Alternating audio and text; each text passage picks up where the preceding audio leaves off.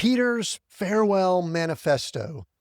The city still smells like ash from Nero's fire. Peter knows his time is short, and he writes one final word. Remember, resist the scoffers, and wait with holy lives.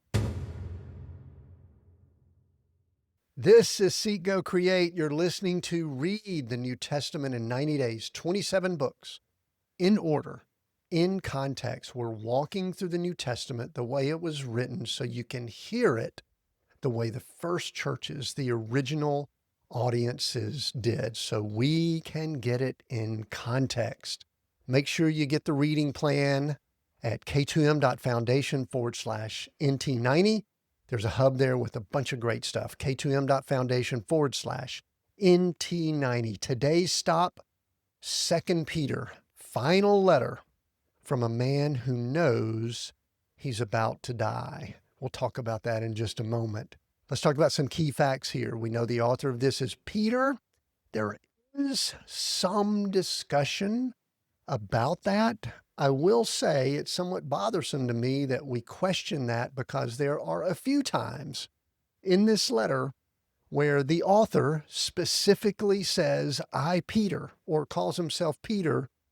And if we question that, then I think we start questioning quite a bit in our Bible. So I am putting this pretty firmly from my standpoint as Peter being the author, but many scholars will question that.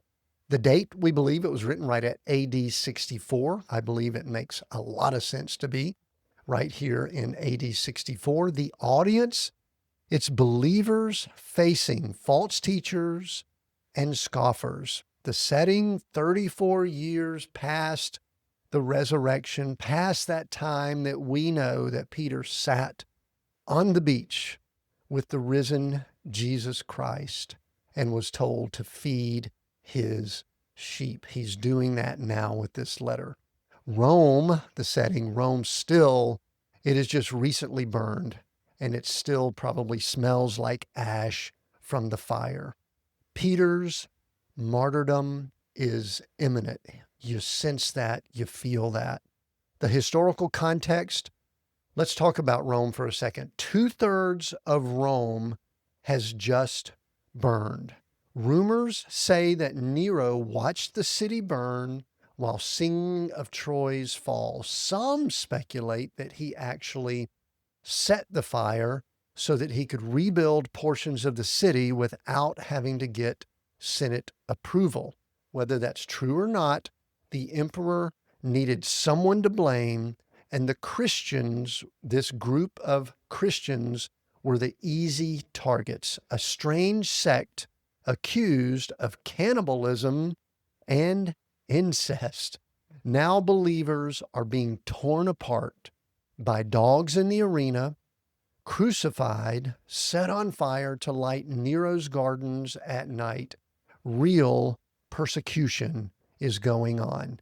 Meanwhile, in Jerusalem, the temple is still intact, and we know it's 6 years before that will be destroyed. The church, the fiery trial that Peter warned about in his first letter just recently, has arrived. False teachers are multiplying, scoffers are mocking. Where is the promise of his coming? Here's the tension. Jesus told Peter how he would die. When you are old, you will stretch out your hands, and another will dress you and carry you where you do not want to go. That's from John 21:18. The stretching of hands points to crucifixion. Peter has carried that knowledge for over 30 years. Now, watching believers being crucified and burned in Nero's gardens, he sees his own death approaching.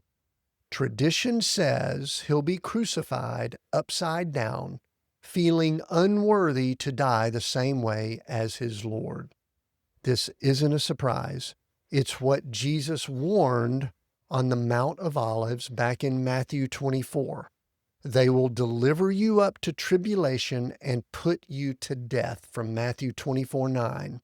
The generation Jesus spoke of is living through it now. Where Peter writes from, we believe that Peter is in Rome and he terms it Babylon. Remember that code as we head into some of the other books, as we finish up the New Testament.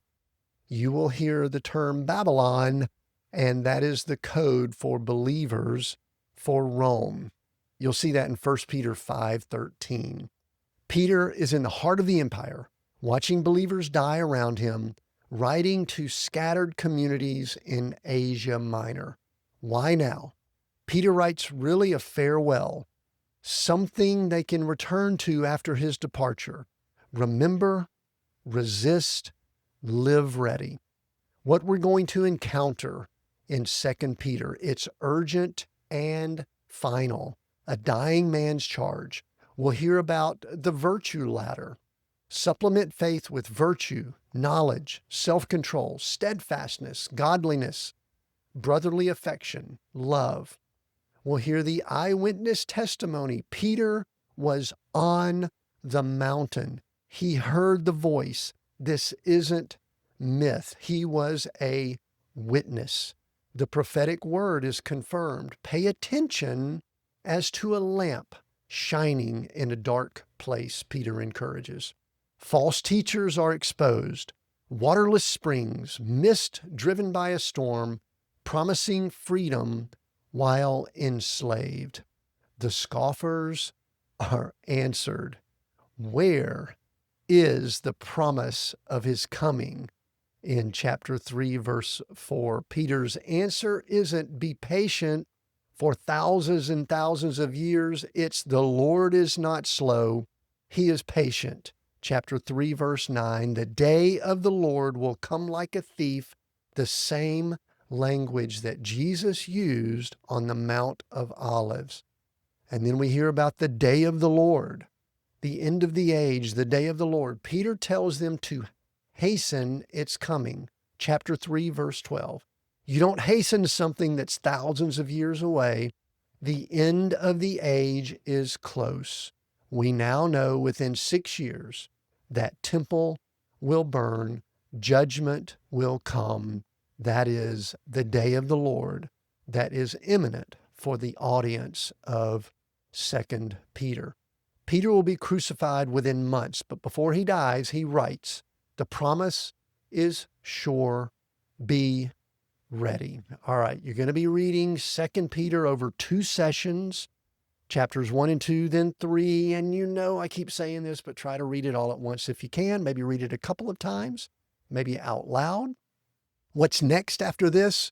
We go to Titus, good works that adorn the gospel, building healthy churches in hard places. Titus is a cool letter that Paul wrote to Titus on the island of Crete. Don't forget, make sure you're following along, k2m.foundation/NT90.